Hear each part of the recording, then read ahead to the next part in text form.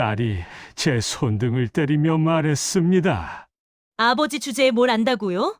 그 순간 제 핏방울이 요양원 전 재산 위임서 위에 떨어졌습니다. 저는 그날 제 딸에게 뺨을 맞았습니다. 아니, 정확히는 뺨을 맞은 게 아니라 손등으로 제 손을 쳐낸 겁니다. 하지만 그 순간만큼은 뺨을 맞은 것보다 더 아팠습니다. 장소는 사위가 운영하는 프리미엄 실버케어 재단 VIP 상담실이었습니다. 천장이 높고 벽에는 품격 있는 노후라는 문구가 금박으로 박혀 있었습니다. 창밖으로는 정원이 보였고 실내에는 은은한 아로마 향이 퍼져 있었습니다. 아버지, 여기 한번 구경하러 오시라니까요. 건강 체크도 할 겸. 딸 선주가 그렇게 말했을 때 저는 정말로 건강검진이라고 믿었습니다. 72살 먹은 늙은이가 딸에게 짐이 될까봐 스스로 건강이라도 챙겨야겠다는 생각으로 따라 나섰던 겁니다. 그런데 상담실 테이블 위에는 의료 서류가 아니라 A사 용지 20장이 넘는 계약서가 놓여 있었습니다. 아버님, 편하게 앉으세요.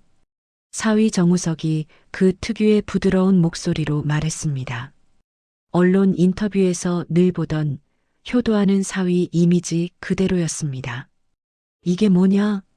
저는 조심스럽게 물었습니다. 형식적인 서류예요, 아버님. 앞으로 아버님 건강이랑 재산 관리를 제가 대신 해드린다는 내용이죠. 사위인 제가요. 정우석은 웃으며 서류를 한 장씩 넘겼습니다. 그런데 저도 평생 병원에서 일했던 사람입니다. 서류가 뭔지 대충은 압니다. 이건 요양원 입소 계약 아니냐? 제가 묻자 선주가 옆에서 한숨을 쉬었습니다. 아버지, 그냥 만약을 대비한 거예요. 나중에 아버지 혼자 계시기 힘들어지면 여기 들어오시는 게 서로한테 좋잖아요. 나중이라니 난 아직 멀쩡한데. 아버지, 지금은 그렇죠. 근데 언제 어떻게 될지 모르잖아요. 미리 준비해 두는 거예요. 정우석이 다시 끼어들었습니다. 아버님, 여기 보세요.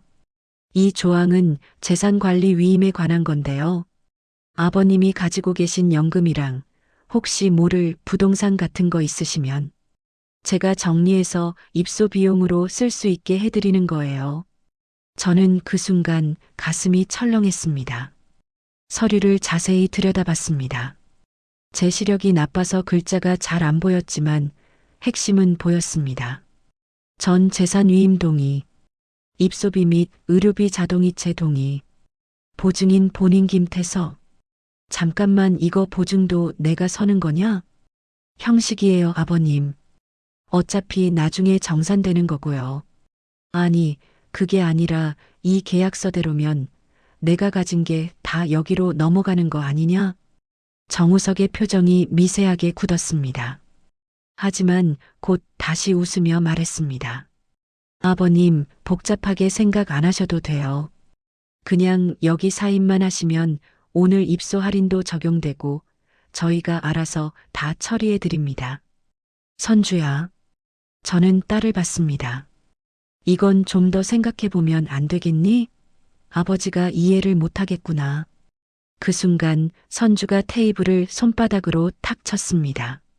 주변에 있던 다른 VIP 상담실 사람들이 힐끗 쳐다봤습니다. 아버지 주제에 뭘 안다고요? 선주의 목소리는 낮았지만 또렷했습니다. 평생 병원 경비로 살면서 집 한 채 못 해주고 연금도 제대로 안 나오는 주제에 지금 여기서 뭘 따지시려고요? 선주야, 그렇게 말하면. 아니, 진짜 답답해서 그래요. 아버지는 여기 계시는 게 제일 안전하고 우리한테도 제일 덜 민폐예요. 그냥 사인만 하시면 되는데 왜 이렇게 복잡하게 만드세요? 저는 할 말을 잃었습니다. 딸이 저를 민폐라고 했습니다. 제 앞에서요. 정우석이 눈치를 보며 주변을 둘러봤습니다. 다른 테이블에 노인 한 분이 저희 쪽을 보고 있었습니다. 그는 재빨리 미소를 지으며 말했습니다. 아버님, 딸 힘들게 하지 마시고요. 사인은 빨리 하셔야 오늘 할인도 적용되고 VIP 병실도 우선 배정됩니다. 저는 떨리는 손으로 펜을 집었습니다. 그런데 손이 말을 안 들었습니다. 뭔가 잘못됐다는 느낌. 이 서류에 도장을 찍으면 제가 가진 모든 게 사라질 거라는 본능적인 공포. 미안하다, 선주야. 이건 내가 이해가 안 된다. 저는 펜을 내려놨습니다. 선주가 제 손등을 확 잡았습니다. 그러니까 아버지가 평생 그 모양인 거예요. 그녀의 손톱이 제 손등을 파고들었습니다. 결정은 우리 세대가 하는 거니까 아버지는 그냥 찍기만 하세요. 선주가 제 손에 펜을 강제로 쥐게 했습니다. 그 순간 정우석이 옆에서 웃으며 한마디 덧붙였습니다. 아버님, 이 정도 서류도 이해 못하시면 여기 입수하시는 게 정말 맞는 선택이네요. 치매 초기 증상일 수도 있으니까 검사도 같이 받으시죠. 치매. 그는 다른 상담실 사람들이 다 듣게 그 단어를 정확하게 발음했습니다. 저는 그 순간 깨달았습니다. 이건 상담이 아니라 처형장이라는 걸. 저는 더 이상 사람이 아니라 서류 한 장에 도장 찍어야 하는 짐이라는 걸. 죄송합니다. 저는 일어났습니다. 화장실 좀 다녀오겠습니다. 아버지, 지금 도망가시려고요? 선주가 비웃듯 말했습니다. 도망 안 갑니다. 화장실 다녀올게. 저는 상담실을 나왔습니다. 복도를 걸으며 제 손을 봤습니다. 딸의 손톱 자국이 붉게 남아 있었습니다. 화장실 거울 앞에 섰습니다. 72살 늙은이의 얼굴이 보였습니다. 주름투성이, 핏기 없는 입술, 힘없는 눈. 집 한 채 못 해준 아버지. 민폐, 치매 초기 증상. 거울 속 제 얼굴이 마치 죄인처럼 보였습니다. 그런데 몰랐습니다. 그날 그들이 그렇게 믿고 있던 요양병원과 그들이 그렇게 무시하던 제가 가진 작은 땅이 결국 서로를 향해 무너질 운명이라는 걸. 그리고 그 작은 땅이 제 인생에서 처음으로 제 이름을 되찾아 줄 거라는 걸요. 저는 화장실에서 나와 상담실로 돌아가지 않았습니다. 그냥 병원 로비를 지나 정문을 나섰습니다. 뒤에서 선주가 소리쳤습니다. 아버지, 어디 가세요? 서명 안 하고 가시면 오늘 할인 못 받아요. 저는 돌아보지 않았습니다. 그냥 걸었습니다. 11월의 찬바람이 얼굴을 때렸지만 상담실 안의 아로마 향보다는 훨씬 숨쉬기가 편했습니다. 1년 전으로 돌아갑니다. 저는 매일 새벽 4시 30분에 일어났습니다. 알람을 맞춰놓지 않아도 몸이 알아서 깨었습니다. 70이 넘으면 잠이 없어진다는 말이 거짓말이 아니었습니다. 아니, 정확히는 잠을 깊이 잘 수가 없었습니다. 딸의 집 작은 방에서 저는 늘 한쪽 귀를 열어둔 채 잤습니다. 혹시 제가 코를 골까봐, 혹시 화장실 가는 소리가 시끄러울까봐, 혹시 아침에 늦게 일어나서 민폐가 될까봐. 새벽 4시 30분. 저는 이불을 개고 방문을 소리나지 않게 열었습니다. 복도는 어두웠습니다. 거실 쪽에서 공기청정기 돌아가는 소리만 들렸습니다. 먼저 할 일은 택배 정리였습니다. 어젯밤 늦게 도착한 택배 3개가 현관에 쌓여 있었습니다. 선주는 퇴근하고 들어와서 택배를 보고도 그냥 신발만 벗고 방으로 들어갔습니다. 저는 택배 상자를 하나씩 들어 올렸습니다. 무거웠습니다. 허리가 아팠지만 소리 내지 않으려고 이를 악물었습니다. 택배를 거실 한쪽에 가지런히 정리하고 칼로 테이프를 조심스럽게 뜯었습니다. 선주가 아버지, 택배 뜯을 때 상자 찢지 마세요. 재활용 안 돼요라고 했던 말이 기억났습니다. 상자 안에는 손녀 다인이가 쓸 참고서와 선주가 주문한 건강식품, 그리고 정우석이 쓸 골프공이 들어 있었습니다. 저는 그걸 하나씩 꺼내서 각자 방 앞에 놓아뒀습니다. 그 다음은 분리수거였습니다. 어제 저녁 먹고 난 뒤 나온 쓰레기를 선주는 싱크대 옆에 그냥 쌓아뒀습니다.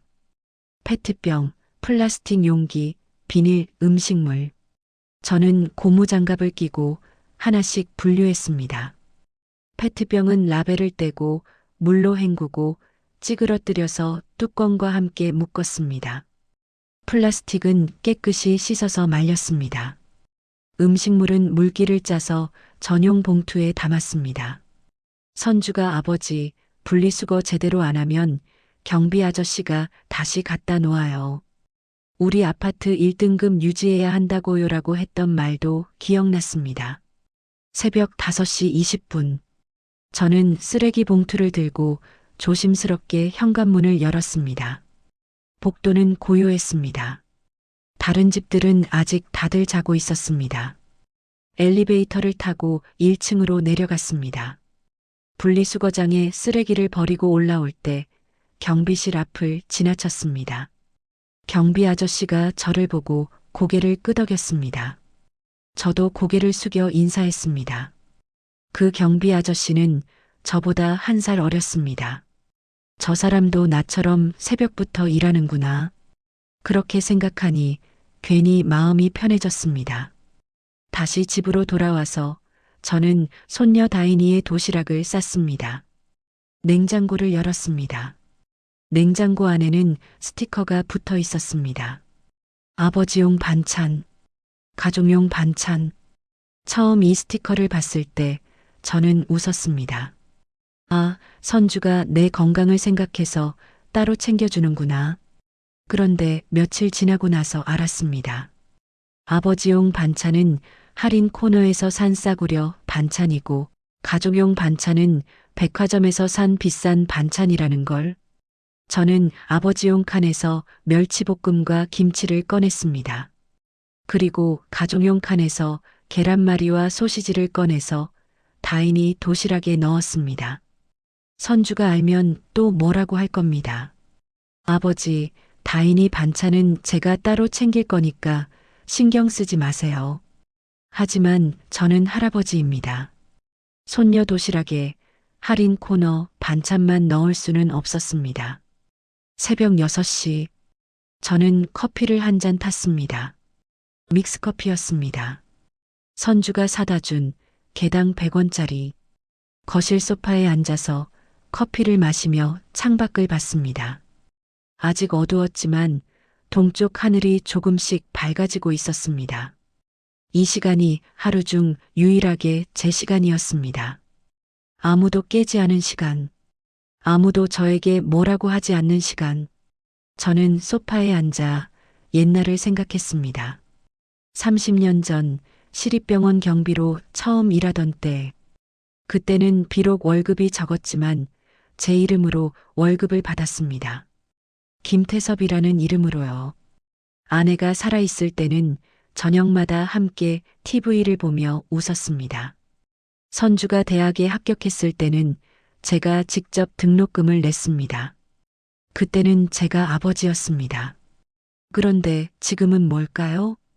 새벽 6시 40분. 다인이가 방에서 나왔습니다. 할아버지, 또 일찍 일어나셨어요? 다인아. 도시락 쌌다. 여기. 고마워요, 할아버지. 다인이는 제가 싼 도시락을 받아들고 가방에 넣었습니다. 할아버지, 어제 아빠랑 엄마가 또 싸웠죠? 아니다, 다인아. 그냥 얘기 좀 한 거야. 거짓말. 나 다 들었어요. 할아버지 요양원 보낸다고. 다인이의 눈이 촉촉해졌습니다. 저는 손녀의 머리를 쓰다듬었습니다. 괜찮다, 다인아. 할아버지는 괜찮아. 할아버지는 왜 맨날 괜찮다고만 하세요? 다인이가 울먹이며 물었습니다. 저는 대답하지 못했습니다. 괜찮지 않다고 말하면 이 아이가 더 힘들어 할 테니까요. 학교 가거라. 늦겠다. 다인이는 고개를 끄덕이고 현관문을 나섰습니다. 새벽 7시. 선주가 방에서 나왔습니다. 아버지, 벌써 일어나셨어요? 다인이 도시락 싸고 쓰레기 버리고 왔다. 아, 그러셨구나. 근데 아버지, 어제 제가 주문한 건강식품 어디 뒀어요? 방문 앞에 놔뒀어. 아버지, 그거 비싼 건데 바닥에 놓으면 어떡해요? 먼지 묻잖아요. 아, 미안하다. 선주는 한숨을 쉬며 자기 방으로 들어갔습니다. 저는 다시 소파에 앉았습니다. 먼지가 묻는다고. 택배 상자는 원래 바닥에 놓는 거 아닌가요? 새벽 7시 30분. 정우석이 나왔습니다. 아버님, 또 일찍 일어나셨네요. 어르신들은 원래 잠이 없으시죠? 응, 그런가 보다. 정우석은 거실 TV를 켰습니다. 아침 뉴스가 나왔습니다. 프리미엄 실버타운, 노후 준비의 새 패러다임. 화면에 정우석이 나왔습니다. 인터뷰 중이었습니다. 노인분들도 품격 있게 존중받으며 살 권리가 있습니다. 저희 재단은 그런 공간을 만들기 위해 노력하고 있습니다. TV 속 정우석은 웃고 있었습니다. 거실에 앉아 있는 정우석도 웃고 있었습니다. 아버님 보세요. 제가 또 나왔네요. 이번 달에만 인터뷰 3번째예요. 그래, 잘하는구나. 아버님도 나중에 저희 재단에 계시면 이렇게 품격 있게 사실 수 있어요. 정우석은 그렇게 말하고 커피를 마셨습니다. TV 속에서는 계속해서 요양원 시설이 나왔습니다. 깨끗한 침대, 넓은 정원, 웃고 있는 노인들. 그런데 이상했습니다. TV 속 노인들은 다들 웃고 있었는데 그 눈빛은 왠지 비어 있는 것 같았습니다. 아침 8시. 선주와 정우석이 출근 준비를 했습니다. 아버지, 오늘 저녁은 밖에서 먹고 올게요. 아버지는 냉장고에 반찬 있으니까 알아서 드세요. 그래, 알았다. 그리고 아버지, 오늘 택배 또 올 거예요. 받아 놓으시고 상자는 찢지 말고 잘 보관해 주세요. 응. 아, 그리고 저녁에 친구들 온대요. 아버지는 방에 계셔 주세요. 손님들 올 때 거실에 계시면 좀 그러니까. 저는 고개를 끄덕였습니다. 손님들 올 때 거실에 계시면 창피하니까. 선주는 그 말을 입 밖에 내지 않았지만 저는 알아들었습니다. 현관문이 닫혔습니다. 집안이 고요해졌습니다. 저는 다시 소파에 앉았습니다. 시계를 봤습니다. 오전 8시 10분, 저녁 6시까지 10시간. 혼자 있어야 하는 시간. 저는 거실을 청소했습니다. 진공 청소기를 돌리고 걸레질을 했습니다. 화장실을 닦고 베란다 화분에 물을 줬습니다. 그리고 제 방으로 들어갔습니다. 작은 방이었습니다. 침대 하나, 작은 옷장 하나. 창문은 있었지만 맞은편 건물벽만 보였습니다. 저는 침대에 앉아 작은 서랍을 열었습니다. 서랍 안에는 오래된 봉투 하나가 있었습니다. 갈색으로 바른 20년도 더 된 봉투. 안에는 서류 몇 장이 들어 있었습니다. 저는 그 봉투를 꺼내려다가 다시 넣었습니다. 나중에 봐야지. 지금은 귀찮다. 사실 귀찮은 게 아니었습니다. 무서웠습니다. 그 서류를 보면 혹시 제가 뭔가 잘못한 게 드러날까봐. 혹시 제가 선주에게 더 짐이 될까봐. 저는 서랍을 닫았습니다. 그리고 창밖을 봤습니다. 맞은편 건물 벽. 회색 콘크리트. 페인트가 벗겨진 자국. 저는 그걸 하염없이 바라봤습니다. 오후 3시. 초인종이 울렸습니다. 택배였습니다. 저는 문을 열고 택배 기사님에게 도장을 찍어드렸습니다. 감사합니다, 할아버지. 택배 기사님은 그렇게 말하고 갔습니다. 할아버지. 저는 그 단어가 좋았습니다. 아버지도 아니고 김태섭도 아니고 그냥 할아버지라고 불러주는 게. 오후 6시. 선주가 전화를 걸어왔습니다. 아버지, 오늘 친구들이랑 집에서 와인 마실 거예요. 아버지는 방에서 저녁 드시고 문 잠그고 계세요. 알았다. 그리고 아버지, 화장실 쓰실 거면 지금 미리 다녀오세요. 손님들 있을 때 나오시면 안 돼요. 응. 전화가 끊겼습니다. 저는 냉장고를 열었습니다. 아버지용 반찬 칸에서 김치와 멸치볶음을 꺼냈습니다. 밥을 한 공기 떠서 방으로 들어왔습니다. 문을 닫고 혼자 저녁을 먹었습니다. 거실에서 웃음소리가 들렸습니다. 선주야, 너희 집 진짜 넓다. 부럽다. 그치? 우리 신랑이 잘해줘서. 근데 선주야, 너희 아버지는 어디 계셔? 아, 우리 아버지? 방에서 쉬고 계세요. 효년에 진짜. 요즘 시대에 부모 모시고 사는 사람이 어딨어. 에이, 뭐 그냥 그렇게 됐어요. 선주의 목소리는 밝았습니다. 하지만 저는 알았습니다. 그 목소리 뒤에 숨겨진 작은 한숨을. 저는 밥을 다 먹고 그릇을 방 한쪽에 놓았습니다.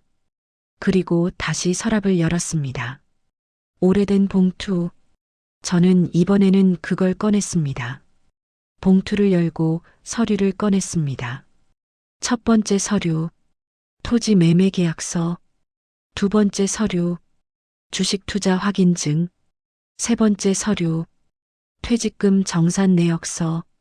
저는 그 서류들을 하나씩 읽어 내려갔습니다.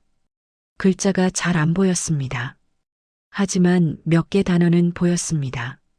김태섭, 공동명의, 야산 150평, 실버 헬스케어 스타트업. 저는 서류를 다시 봉투에 넣었습니다. 나중에 선주한테 물어봐야겠다. 이게 뭔지. 그런데 왠지 선주한테 물어보면 안 될 것 같았습니다. 왜냐하면 거실에서 정우석의 목소리가 들렸으니까요. 근데 선주야, 내 아버지 혹시 재산 같은 거 있어? 재산? 우리 아버지가 무슨 재산이 있겠어요. 국민연금도 거의 안 나와요. 그래. 그럼 나중에 요양원 비용은 우리가 다 내야 하네. 에휴, 그러게요. 그것도 스트레스예요, 솔직히. 저는 귀를 막았습니다. 하지만 소리는 계속 들렸습니다. 그날 밤 저는 잠을 이루지 못했습니다. 천장을 보며 생각했습니다. 내가 정말로 짐일까? 내가 평생 일하고 선주를 키우고 세금 내고 성실하게 산 게 아무 의미가 없는 걸까? 새벽 2시, 저는 다시 서랍을 열었습니다. 봉투를 꺼내서 베개 밑에 넣었습니다. 이건 나중에 꼭 확인해 봐야겠다. 그렇게 다짐했지만 그때는 몰랐습니다. 그 작은 봉투 안의 서류들이 제 인생을 완전히 뒤바꿀 거라는 걸요. 저는 가끔 꿈을 꿉니다. 20년 전 시립병원 경비실로 출근하던 그 시절의 꿈을요.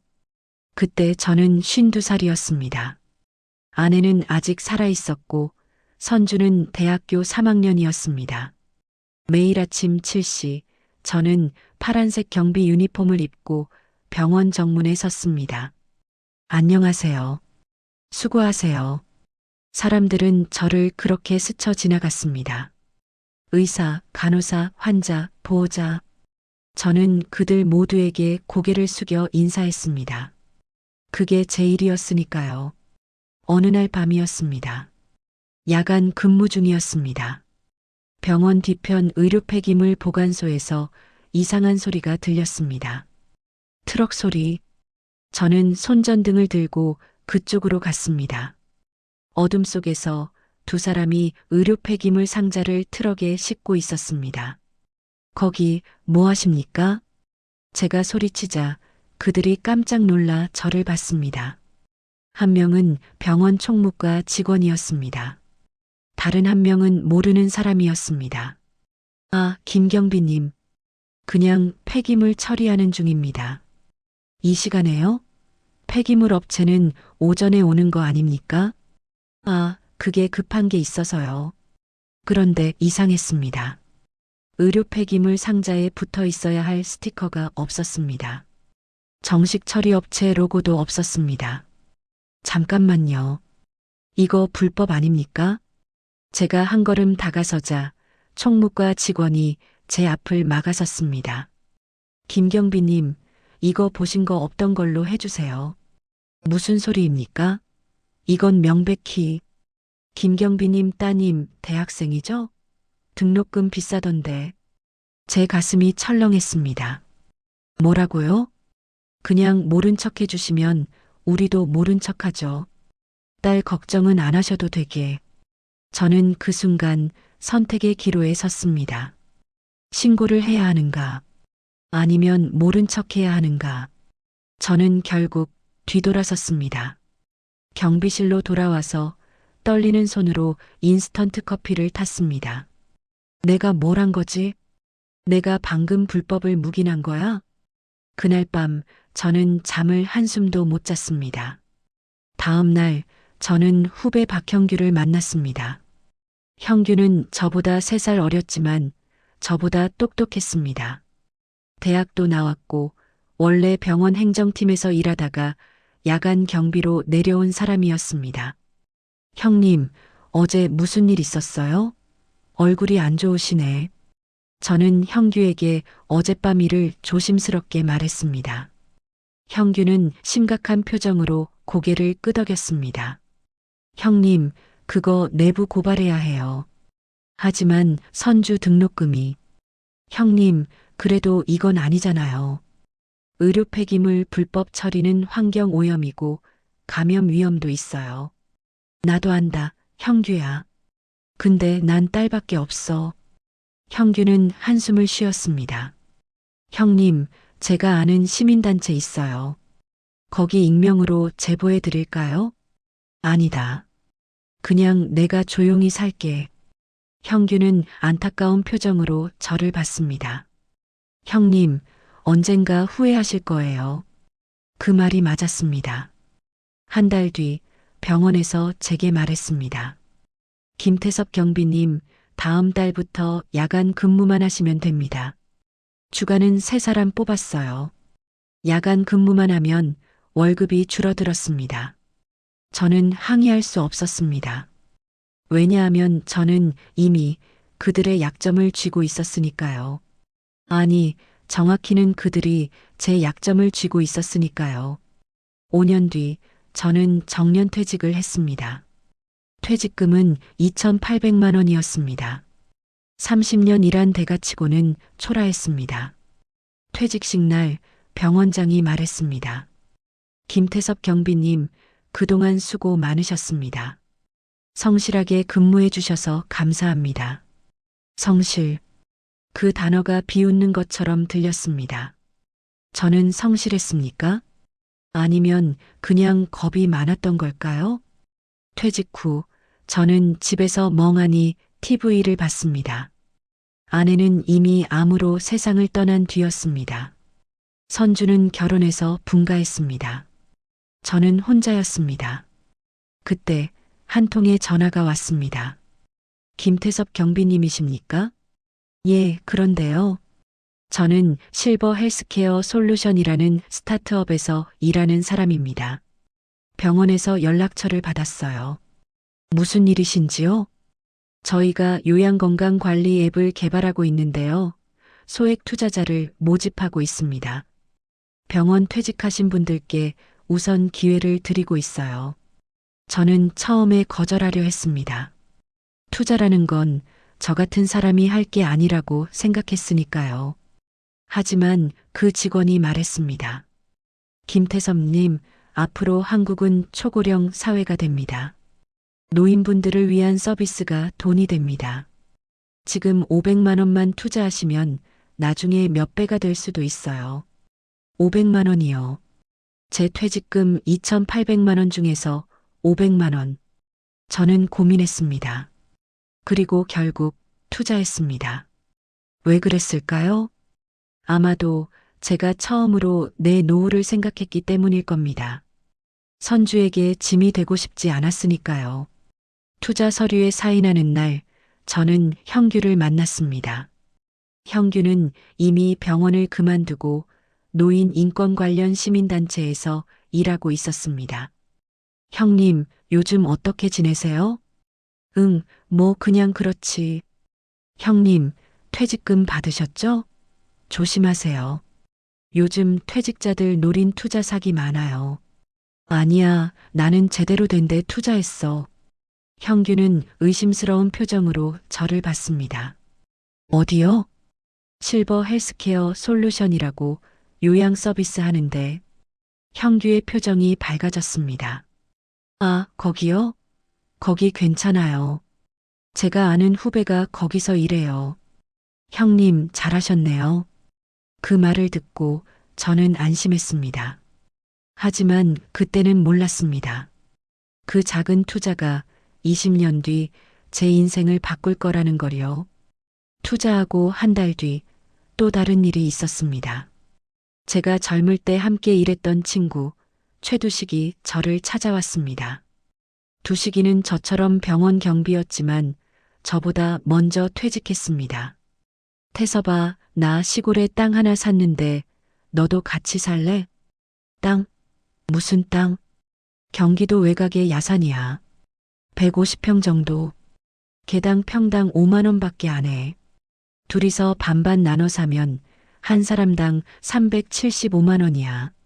그걸 사서 뭐 하게? 나중에 여기 요양원 하나 지으면 좋지 않겠어? 우리 늙으면 여기 들어가서 살고. 저는 웃었습니다. 야, 요양원이 무슨 장난이냐? 그거 허가받기도 힘들어. 에이, 꿈이라도 꿔보자고. 어때 할래? 저는 고민했습니다. 퇴직금 2,800만 원에서 이미 500만 원을 투자했고 375만 원을 더 쓰면 1,925만 원이 남습니다. 그래도 2천만 원 정도는 남네. 저는 결국 두식이와 함께 그 땅을 샀습니다. 등기 서류를 받아들고 저는 두식이에게 물었습니다. 야, 이거 나중에 정말 요양원 지을 수 있을까? 모르지. 근데 땅값은 오를 거야. 걱정 마. 우리는 그 야산에 한번 갔습니다. 잡초가 무성하고 아무것도 없는 땅이었습니다. 하지만 저는 그 땅이 마음에 들었습니다. 왜냐하면 거기 서 있으면 바람이 불고 하늘이 보였으니까요. 두식아, 우리 정말 여기 요양원 짓자. 그래, 태서 봐. 우리 나중에 여기서 같이 늙자. 우리는 웃었습니다. 하지만 3년 뒤 두식이는 교통사고로 죽었습니다. 갑자기 아무 예고도 없이 장례식장에서 두식이의 아들이 제게 말했습니다. 김태섭 아저씨, 우리 아버지가 땅을 아저씨랑 같이 샀다고 하던데 그거 어떻게 하면 되나요? 응, 나도 잘 모르겠다. 일단 그냥 놔두자. 나중에 생각해보고. 두식이 아들은 고개를 끄덕였습니다. 그리고 그 후로 저는 그 땅을 잊어버렸습니다. 아니, 일부러 잊으려 했습니다. 왜냐하면 그 땅을 생각하면 두식이가 생각났으니까요.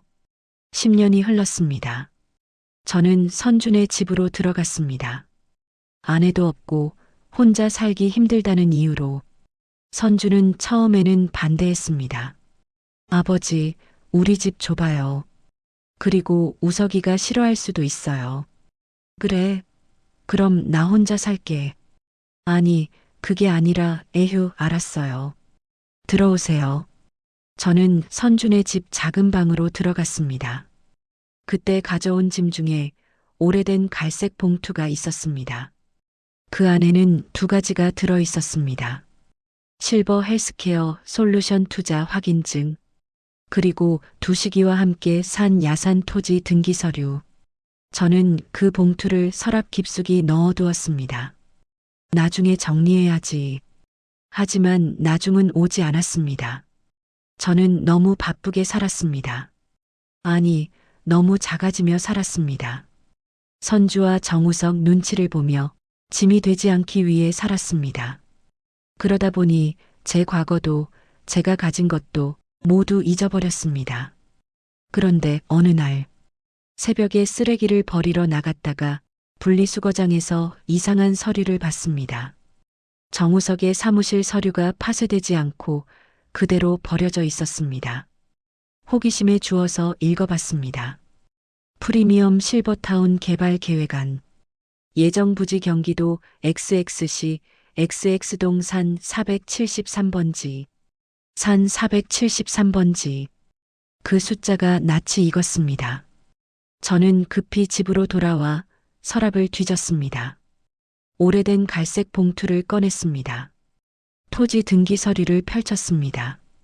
경기도 XX시 XX동 산 473번지. 소유자 김태석, 최두식 공동명의. 제 손이 떨렸습니다. 이게 같은 땅이야? 저는 그날 형규에게 전화를 걸었습니다. 형규야, 나 좀 봐야겠다. 형님, 무슨 일이세요? 설명하기 길어. 일단 만나자. 사흘 뒤 저는 형규를 만났습니다. 복지관 근처 조용한 카페에서 저는 형규에게 토지 서류와 투자 확인증을 보여줬습니다. 형규는 서류를 찬찬히 읽어 내려갔습니다. 그리고 고개를 들어 저를 봤습니다. 형님, 이거 진짜예요? 응. 근데 이게 뭔지 나는 잘 모르겠어. 형님, 이 땅 지금 엄청난 가치가 될 수도 있어요. 뭐? 그리고 이 투자 확인증 실버 헬스케어 솔루션이 작년에 코스닥 상장 준비 중이라는 소식 들었어요. 형님, 혹시 주식 계좌 있으세요? 아니, 없어. 그냥 투자만 하고 잊어버렸어. 형규는 한숨을 쉬었습니다. 형님, 증권사에 연락해 봐야 해요. 그리고 땅도 확인해 봐야 하고. 형님, 혹시 사위분이 이거 알아요? 모를걸. 나도 까먹고 있었는데. 형규는 심각한 표정으로 말했습니다. 형님, 절대로 사위분한테 말하지 마세요. 제가 아는 변호사 한 분 소개해 드릴게요. 변호사? 왜? 형님, 이거 잘못하면 빼앗길 수도 있어요. 그 말을 듣고 저는 소름이 돋았습니다. 빼앗긴다? 내가 가진 걸?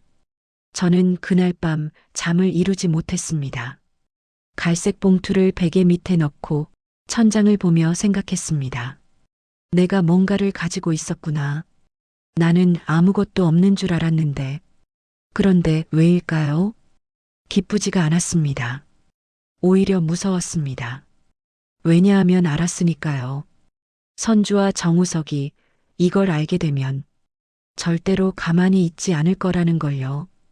형규를 만나고 일주일이 지났습니다. 저는 그 일주일 동안 평소와 똑같이 살았습니다. 새벽 4시 30분에 일어나서 청소하고 택배 정리하고 손녀 도시락 싸고 쓰레기 버리고 방에 혼자 앉아서 시간을 보냈습니다. 하지만 달라진 게 하나 있었습니다. 제가 서랍을 열어보는 횟수가 늘었다는 것. 갈색 봉투를 꺼내서 서류를 확인하고 다시 넣고 또 꺼내보고 마치 그게 진짜인지 확인하듯이. 어느 화요일 오전이었습니다. 선주와 정우석이 모두 출근하고 집에 혼자 있을 때였습니다. 저는 거실 소파에 앉아서 TV를 보고 있었습니다. 그때 휴대폰이 울렸습니다. 모르는 번호였습니다. 요즘은 모르는 번호가 오면 대부분 보이스피싱이라서 저는 받지 않으려 했습니다. 하지만 뭔가 이상한 예감이 들었습니다. 저는 전화를 받았습니다. 여보세요? 김태섭 고객님 되십니까? 차분하고 정중한 남자 목소리였습니다. 예, 그런데요. 고객님, 저는 한빛증권 자산관리팀에서 연락드리는 최민준 과장이라고 합니다. 증권? 저는 긴장했습니다. 무슨 일이신지요? 고객님, 혹시 실버 헬스케어 솔루션이라는 회사에 투자하신 적 있으십니까? 제 심장이 두근거렸습니다. 아, 예. 그런데요. 고객님, 좋은 소식이 있습니다. 방문 상담이 가능하신가요? 좋은 소식이요? 네, 전화로 말씀드리기엔 내용이 복잡해서요. 가까운 지점으로 오실 수 있으시면 자세히 안내해 드리겠습니다. 저는 주소를 받아 적었습니다. 전화를 끊고 저는 한참을 멍하니 앉아 있었습니다. 좋은 소식? 뭐가 좋다는 거지? 저는 형규에게 전화를 걸었습니다. 형규야, 증권사에서 전화 왔어. 형님, 뭐래요? 좋은 소식이 있다는데 지점으로 오래. 형규는 잠시 침묵하더니 말했습니다. 형님, 제가 같이 가겠습니다. 혼자 가시면 안 돼요. 왜? 형님, 이런 일은 혼자 처리하시면 안 됩니다. 제가 아는 변호사님도 모시고 갈게요. 변호사까지? 네. 형님 믿어주세요. 이틀 뒤 저는 형규 그리고 변호사 한 분과 함께 증권사를 찾아갔습니다. 변호사는 40대 후반의 여성이었습니다. 이름은 서은희 변호사님이었습니다. 김태섭 고객님 처음 뵙겠습니다. 은희 변호사는 정중하게 인사했습니다. 예, 안녕하세요. 고객님, 오늘 증권사에서 무슨 얘기를 하든 절대로 그 자리에서 서명하시면 안 됩니다. 제가 옆에서 다 확인할 테니 편하게 계세요. 저는 고개를 끄덕였습니다. 증권사 지점 2층 VIP 상담실. 최민중 과장이라는 사람이 우리를 맞이했습니다. 30대 중반쯤 되어 보이는 깔끔한 인상의 남자였습니다. 김태섭 고객님, 어서 오세요. 예. 이쪽 분들은? 형규가 대답했습니다. 저는 고객님 지인이고요. 이쪽은 자문 변호사님이십니다. 최 과장의 표정이 미세하게 굳었습니다. 하지만 곧 미소를 지으며 말했습니다. 아, 그러시군요. 좋습니다. 앉으시죠. 우리는 테이블에 앉았습니다. 최 과장이 서류 몇 장을 꺼내서 테이블 위에 펼쳤습니다. 김태섭 고객님, 고객님께서 20년 전에 투자하신 실버 헬스케어 솔루션이 작년에 코스닥 상장에 성공했습니다. 예.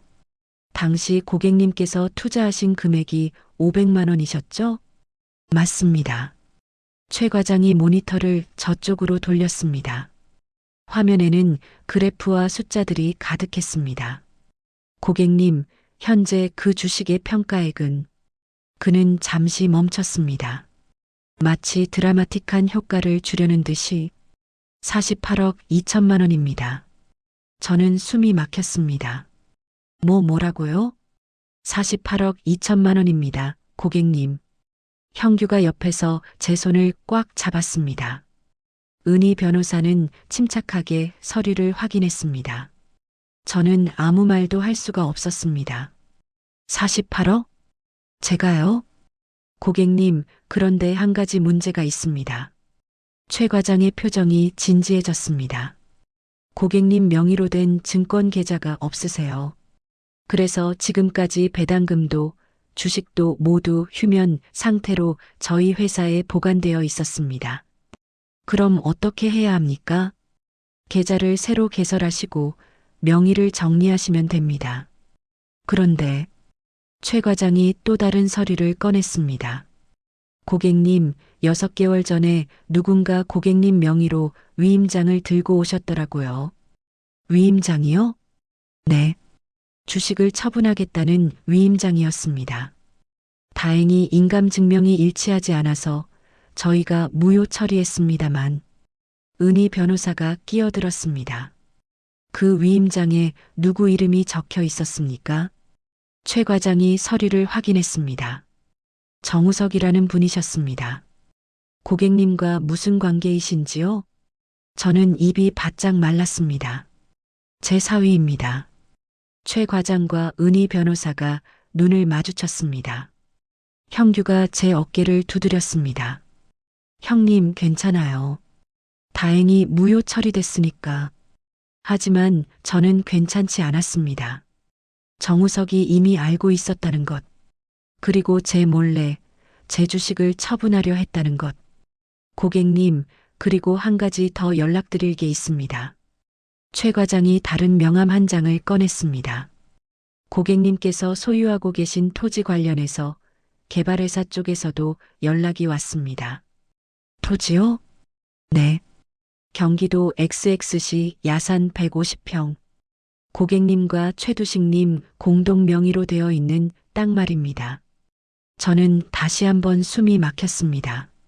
그 땅이 어떻게 됐습니까? 그 땅이 지금 대규모 실버타운 요양타운 개발 예정지 한복판입니다.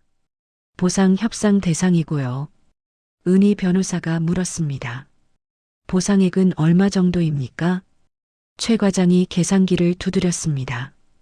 현재 시세로 평당 약 2,200만 원입니다. 150평이면 33억 정도입니다. 그런데 공동 명의니까 절반은 최두식님 상속인 몫이죠? 맞습니다.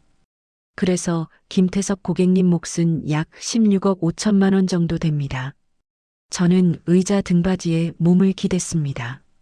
머리가 하얗게 변했습니다. 48억 16억 5천만 원. 64억 5천만 원. 제가요? 평생 병원 경비로 일하며 월급 200만 원도 안 받던 제가요? 고객님 괜찮으세요? 최 과장이 걱정스럽게 물었습니다. 물 좀 주시겠습니까? 형규가 급히 물을 떠다 줬습니다. 저는 물을 마시며 손이 떨렸습니다. 은희 변호사가 조용히 말했습니다. 김태섭 고객님, 지금부터가 중요합니다. 이 사실을 절대로 누구에게도 말씀하시면 안 됩니다. 특히 따님이나 사위분께는요. 하지만 선주는 내 딸인데. 고객님, 사위분이 이미 고객님 주식을 처분하려 했습니다. 그리고 그 땅 개발 사업에 사위분 회사가 관련되어 있을 가능성이 큽니다. 형규가 덧붙였습니다. 형님, 기억하세요? 제가 분리수거장에서 주운 서류. 거기 개발 예정지가 바로 형님 땅이었어요. 저는 고개를 끄덕였습니다. 맞습니다. 산 473번지. 제 땅? 그럼 나는 어떻게 해야 합니까? 은희 변호사가 차분하게 설명했습니다. 첫째, 즉시 인감 증명을 재발급 받으시고 기존 인감은 폐기하세요. 둘째, 주식 계좌를 새로 만들고 명의를 정리하세요. 셋째, 토지 관련 일체의 서류에 절대 서명하지 마세요. 넷째, 변호사 선임 계약을 하시고 모든 일을 법적으로 처리하세요. 저는 하나하나 고개를 끄덕였습니다. 그리고 마지막으로 은희 변호사가 제 눈을 똑바로 봤습니다.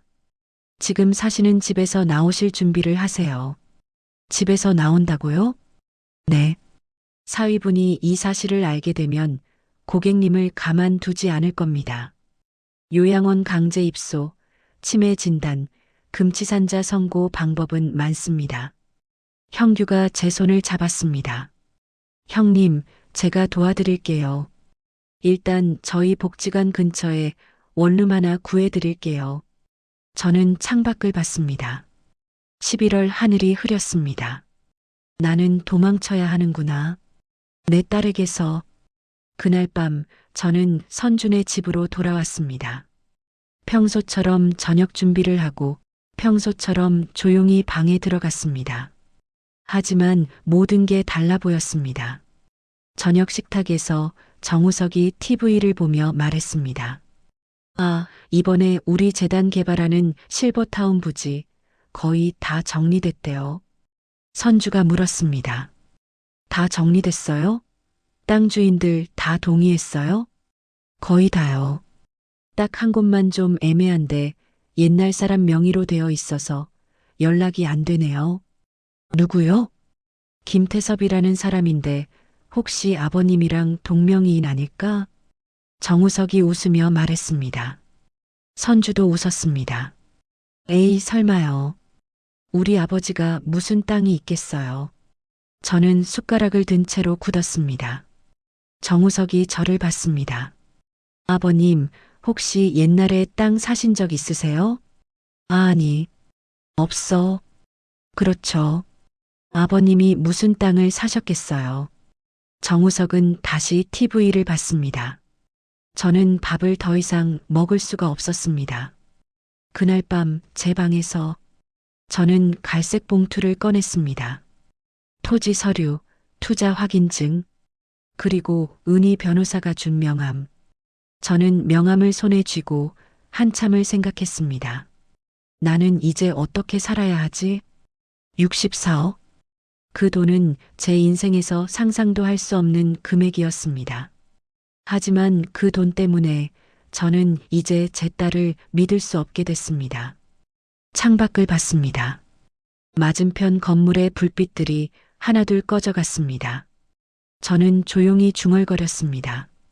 미안하다, 선주야. 하지만 아버지도 이제 살아야겠구나. 그날 밤부터 저는 준비를 시작했습니다. 조용히 아무도 모르게, 마치 도둑처럼 제 인생을 되찾기 위해서요. 다음 날부터 저는 두 개의 삶을 살기 시작했습니다. 하나는 선준의 집에서 조용한 아버지로 사는 삶. 다른 하나는 형규와 은희 변호사를 만나며 제 인생을 되찾는 삶. 새벽 4시 30분. 저는 여전히 일어나서 청소를 했습니다. 택배를 정리하고 쓰레기를 버리고 손녀 도시락을 쌌습니다. 모든 게 예전과 똑같았습니다. 아니, 겉으로는요. 하지만 제 가슴 속에는 작은 시한폭탄이 똑딱똑딱 돌아가고 있었습니다. 일주일 뒤 저는 은희 변호사 사무실을 찾아갔습니다. 형규가 함께 갔습니다. 사무실은 작았지만 깔끔했습니다. 김태석 고객님, 어서 오세요. 은희 변호사는 미소를 지으며 우리를 맞이했습니다. 오늘 할 일이 많습니다.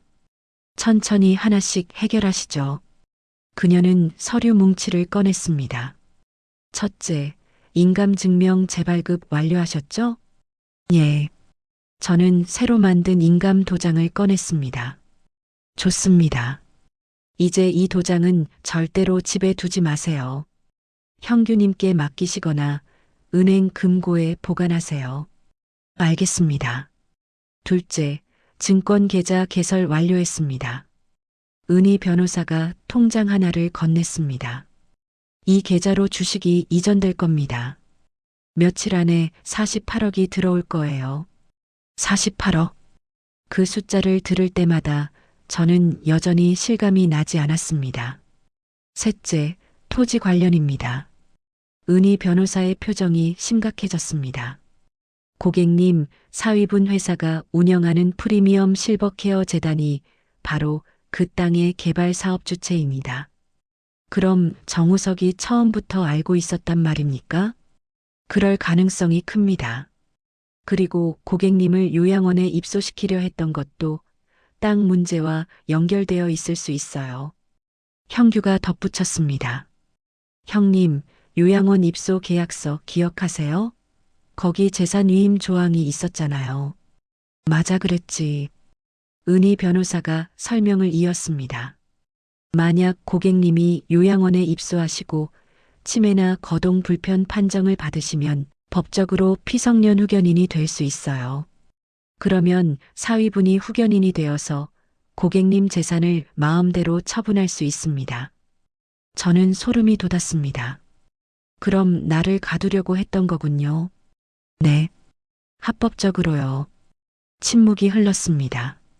저는 창밖을 봤습니다. 거리에는 사람들이 분주히 오가고 있었습니다. 저처럼 속사정을 숨긴 채 각자의 삶을 살아가는 사람들. 그럼 제가 어떻게 해야 합니까? 은희 변호사가 메모지에 뭔가를 적었습니다. 첫째, 절대로 토지 관련 서류에 서명하지 마세요. 개발회사가 접촉해 오더라도 모든 걸 제게 연결하세요. 둘째, 집에서 나오셔야 합니다. 형규님이 구해주신 원룸으로 이사 가세요. 셋째, 이사 갈 때는 절대로 미리 말씀하지 마세요. 그냥 어느 날 조용히 나오시면 됩니다. 넷째, 은희 변호사가 잠시 멈췄습니다. 사위분 회사를 조사하겠습니다. 뭔가 문제가 있을 가능성이 높아요. 형규가 물었습니다. 무슨 문제요? 요양원 비리요. 형님이 주신 서류 기억하세요? 분리수거장에서 주운 거. 저는 고개를 끄덕였습니다. 며칠 전 저는 형규에게 그 서류를 건넸습니다. 실제 입소 인원보다 부풀린 청구서, 사망 환자에게도 계속 청구한 기록, 그 서류를 제가 아는 복지 관계자에게 넘겼어요. 형규가 말했습니다. 비공식적으로 내부 조사가 들어갈 겁니다. 그럼 정우석이 잡힐 수도 있단 말입니까? 가능성은 있습니다. 하지만 확실하지 않아요. 일단 더 지켜봐야 해요. 은희 변호사가 마지막으로 말했습니다. 김태섭 고객님, 이제부터 중요한 건 타이밍입니다. 타이밍이요? 네.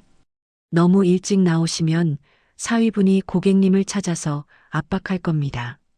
너무 늦으면 고객님이 위험해질 수 있고요. 그럼 언제 나가야 합니까? 한 달 뒤 사위분 회사에 조사가 들어가는 시점에 맞춰서 나오세요. 그때가 가장 안전합니다. 저는 고개를 끄덕였습니다. 한 달. 그 한 달 동안 저는 여전히 짐처럼 살아야 한다는 뜻이었습니다. 그날 밤 집으로 돌아오는 길, 형규가 제 옆을 걸으며 물었습니다. 형님, 괜찮으세요? 응, 괜찮아. 형님, 저는 형님이 대단하다고 생각해요. 내가? 왜? 평생 참고 사셨잖아요. 병원에서도 집에서도. 근데 이제는 참지 않으시잖아요. 저는 쓴웃음을 지었습니다. 참지 않는 게 아니야, 형규야. 그냥 살고 싶어진 거지. 살고 싶다? 응. 내 이름으로. 형규는 아무 말도 하지 않았습니다. 그냥 제 어깨를 두드려줬습니다. 그날부터 한 달 동안 저는 더욱 조심스럽게 살았습니다. 아침에는 여전히 청소를 했습니다. 하지만 청소하면서 집 안구조를 외웠습니다. 혹시 급하게 나와야 할 때를 대비해서요. 저녁에는 여전히 방에 혼자 있었습니다. 하지만 짐을 조금씩 정리했습니다. 필요한 것만 작은 가방 하나에 담을 수 있게요. 그리고 밤에는 휴대폰으로 뉴스를 검색했습니다. 프리미엄 실버케어 재단, 요양원 비리, 정우석. 아직 아무 기사도 나오지 않았습니다. 하지만 저는 알고 있었습니다. 곧 터질 거라는 걸요. 어느 날 저녁 정우석이 전화를 받으며 얼굴이 굳었습니다. 뭐, 보건복지부에서 실사 나온다고? 선주가 옆에서 물었습니다. 무슨 일이에요? 아니, 그냥 정기 실사래. 별거 아니야. 하지만 정우석의 목소리는 떨리고 있었습니다. 저는 거실 구석에서 그 모습을 지켜봤습니다. 이제 시작이구나. 며칠 뒤 선주가 저를 불렀습니다. 아버지, 잠깐 나와보세요. 저는 거실로 나갔습니다. 선주와 정우석이 소파에 앉아 있었습니다. 아버지, 앉으세요. 저는 맞은편 의자에 앉았습니다. 선주가 말했습니다. 아버지, 요양원 얘기 기억하세요? 응. 다음 주에 한 번 더 가보시는 게 어때요? 이번엔 진짜 건강검진도 받으시고. 선주야, 나는 아직. 아버지, 제발 좀 협조해 주세요. 선주의 목소리에 짜증이 섞여 있었습니다. 우석이가 지금 회사 일로 힘든데 아버지까지 말씀 안 들으시면 저 미치겠어요. 정우석이 말을 이었습니다. 아버님, 그냥 구경만 가시는 거예요. 부담 갖지 마세요. 저는 두 사람을 번갈아 봤습니다. 선주의 지친 얼굴, 정우석의 강요하는 듯한 미소. 알겠다. 가보지. 정말요? 아버지, 감사합니다. 선주가 안도의 한숨을 쉬었습니다. 저는 방으로 돌아와서 은희 변호사에게 문자를 보냈습니다. 다음 주에 또 요양원 가자고 합니다. 곧 답장이 왔습니다. 절대 서명하지 마세요. 그리고 그날 밤에 바로 나오세요. 제가 차 대기시켜 놓겠습니다. 저는 휴대폰을 내려놓고 창밖을 봤습니다. 11월이 거의 끝나가고 있었습니다. 곧 12월. 추운 겨울이 오겠죠. 하지만 저는 더 이상 춥지 않을 겁니다. 왜냐하면 이제 제 집으로 가니까요. 그날 밤 저는 손녀 다인이를 불렀습니다. 다인아. 왜요, 할아버지? 다인아, 할아버지가 곧 어디 좀 갈 것 같아. 어디요? 응, 할아버지 집. 할아버지 집이요? 여기가 할아버지 집 아니에요? 저는 다인이의 머리를 쓰다듬었습니다. 아니란다, 다인아. 여기는 선준의 집이지. 그럼 할아버지는 어디로 가세요? 할아버지 혼자 살 집. 다인이의 눈이 촉촉해졌습니다. 할아버지 우리 때문에 나가시는 거죠? 아니야, 다인아. 할아버지가 원해서 나가는 거야. 거짓말이에요. 할아버지는 맨날 우리 눈치 보셨잖아요. 저는 할 말을 잃었습니다. 이 어린아이가 다 알고 있었던 거였습니다. 다인아, 미안하다. 할아버지가 왜 미안해요? 미안해야 하는 건 엄마랑 아빠예요. 다인이가 울먹였습니다. 다인아, 울지 마. 할아버지는 괜찮아. 할아버지는 왜 맨날 괜찮다고만 해요? 다인이가 제 품에 안겼습니다. 저는 손녀를 꼭 안아줬습니다. 다인아, 할아버지가 나가도 우리 가끔 만나자. 진짜요? 응. 할아버지가 다인이 좋아하는 떡볶이 사줄게. 다인이가 고개를 끄덕였습니다. 할아버지, 나중에 제가 크면요. 응? 저는 할아버지처럼 착한 사람이 될 거예요. 그리고 누구도 함부로 안 대할 거예요. 그 말을 듣고 저는 눈물이 났습니다. 72년을 살면서 제가 누군가에게 영향을 줄 수 있다는 걸 처음 알았습니다. 그것도 제 손녀에게요. 고맙다, 다인아. 할아버지 사랑해요. 할아버지도 다인이 사랑한다. 그날 밤 저는 짐을 쌌습니다.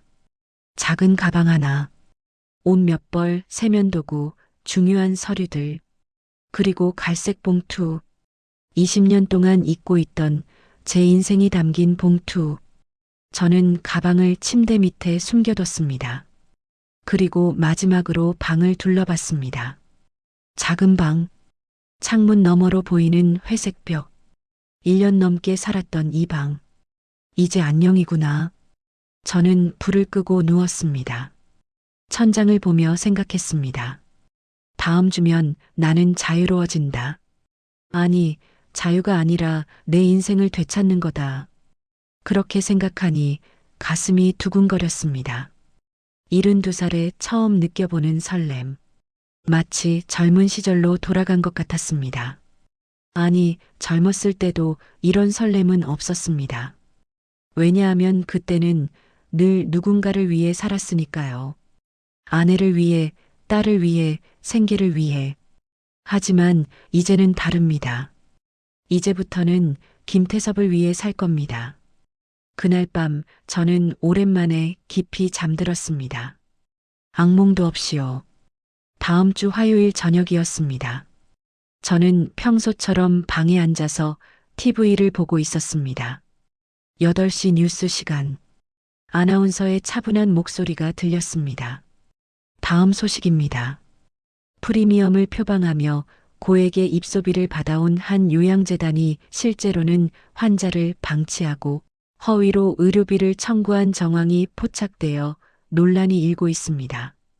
저는 리모컨을 쥔 손이 굳었습니다. 화면이 바뀌었습니다. 익숙한 건물이 나왔습니다. 정우석의 프리미엄 실버케어 재단 본관. 취재진이 입수한 내부 문건에 따르면 이 재단은 실제 입소 인원보다 많은 환자를 등록해 정부 지원금을 부정수급한 것으로 드러났습니다. 화면에 서류가 클로즈업 됐습니다. 저는 그 서류를 알아봤습니다. 제가 분리수거장에서 주워서 형규에게 건넸던 바로 그 서류. 또한 이미 사망한 환자에게도 계속해서 의료비를 청구해 온 정황도 확인됐습니다. 인터뷰가 이어졌습니다. 한 보호자가 얼굴을 가린 채 말했습니다. 저희 어머니가 돌아가신 지 석 달이 지났는데도 계속 청구서가 날아왔어요. 전화했더니 행정 실수라고만 하더라고요. 나중에 알고 보니 다른 분들도 똑같은 일을 당하셨대요. 아나운서가 다시 나왔습니다. 보건복지부는 이 재단에 대한 전면 실사를 진행 중이며 검찰도 수사에 착수한 것으로 알려졌습니다. 그리고 마지막 멘트. 해당 재단을 운영하는 정우석 이사장은 현재 연락이 두절된 상태입니다. 저는 TV를 끄지 못했습니다. 그냥 멍하니 화면을 바라봤습니다. 드디어 터졌구나. 현관문이 벌컥 열렸습니다. 정우석이 들어왔습니다. 얼굴이 새하얗게 질려 있었습니다. 여보, 여보. 선주가 방에서 뛰어나왔습니다. 왜 그래요? 무슨 일이에요? 뉴스 봤어? 뉴스. 무슨 뉴스요? 정우석이 TV를 다시 켰습니다. 뉴스는 이미 다른 주제로 넘어간 뒤였습니다. 하지만 하단 자막이 계속 흘러갔습니다. 프리미엄 요양재단 비리 의혹 검찰 수사 착수. 선주의 얼굴도 창백해졌습니다. 이게 우리 재단이에요? 그래. 빌어먹을 누가 내부 고발한 거야. 정우석이 소파에 주저앉았습니다.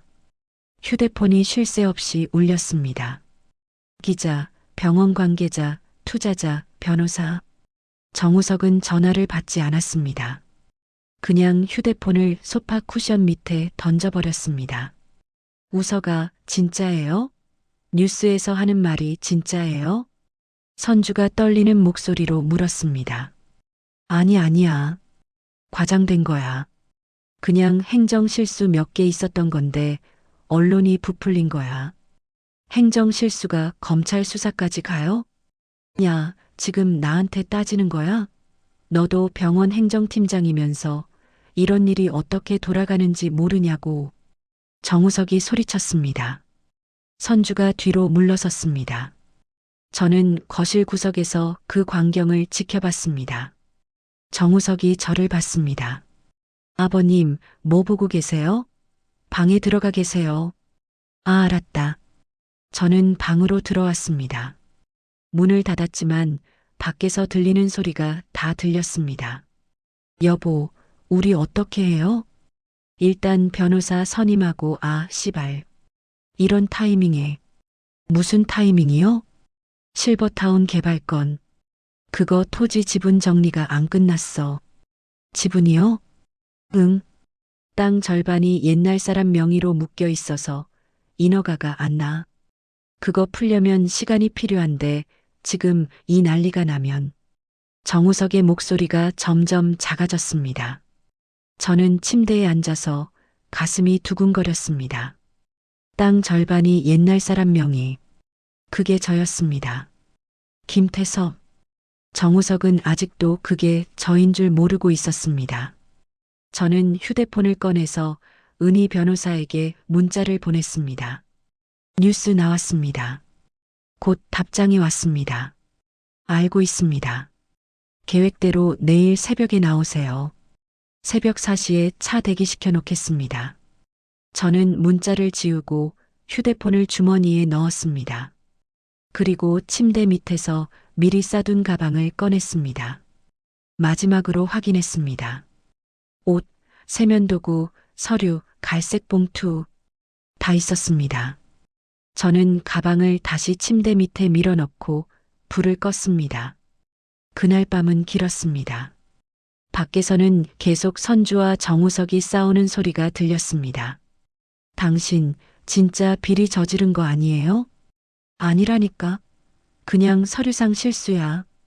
서류상 실수가 사망자한테 청구서 보내는 거예요? 그건 행정팀 직원이 잘못한 거야. 행정팀 직원 책임자가 누군데요? 나예요, 나. 선주가 울먹이는 소리가 들렸습니다. 저는 귀를 막았습니다.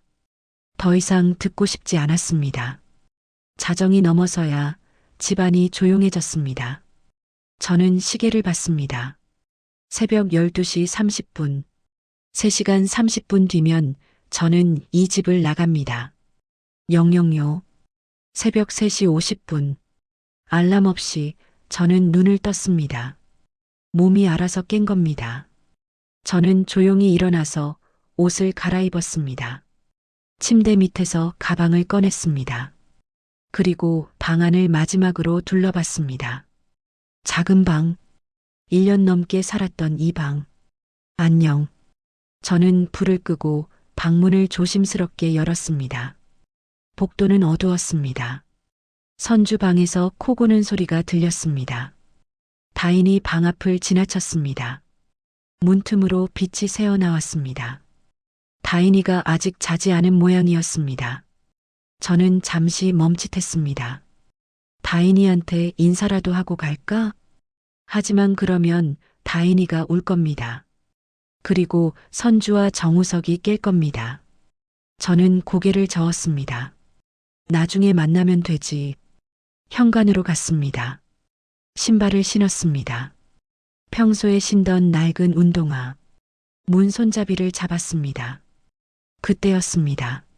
할아버지. 뒤에서 작은 목소리가 들렸습니다. 저는 돌아봤습니다. 다인이가 방에서 나와 있었습니다. 다인아. 할아버지, 지금 가시는 거죠? 저는 고개를 끄덕였습니다. 다인이가 저에게 다가왔습니다. 그리고 제 허리를 꽉 안았습니다. 할아버지, 제 잘못이에요. 제가 엄마한테 할아버지 좀 잘해드리라고 할걸. 아니야, 다인아. 내 잘못이 아니야. 할아버지, 어디 가세요? 할아버지 집. 멀어요? 응, 좀 멀어. 그래도 가끔 보러 와주세요. 그럼. 할아버지가 다인이 보고 싶으면 전화할게. 다인이가 고개를 끄덕였습니다. 저는 손녀의 머리를 쓰다듬었습니다. 다인아, 엄마 아빠한테 잘해드려. 네. 할아버지도 건강하세요. 그래. 저는 다인이를 안아줬습니다. 마지막으로. 그리고 문을 열었습니다. 복도로 나왔습니다. 뒤에서 다인이가 손을 흔들었습니다. 저도 손을 흔들어줬습니다. 그리고 문을 닫았습니다. 엘리베이터를 탔습니다. 1층으로 내려갔습니다. 로비를 지나 정문을 나섰습니다. 새벽 공기가 차가웠습니다. 하지만 상쾌했습니다. 아파트 앞에 검은색 승합차 한 대가 서 있었습니다. 형규가 운전석에서 내렸습니다.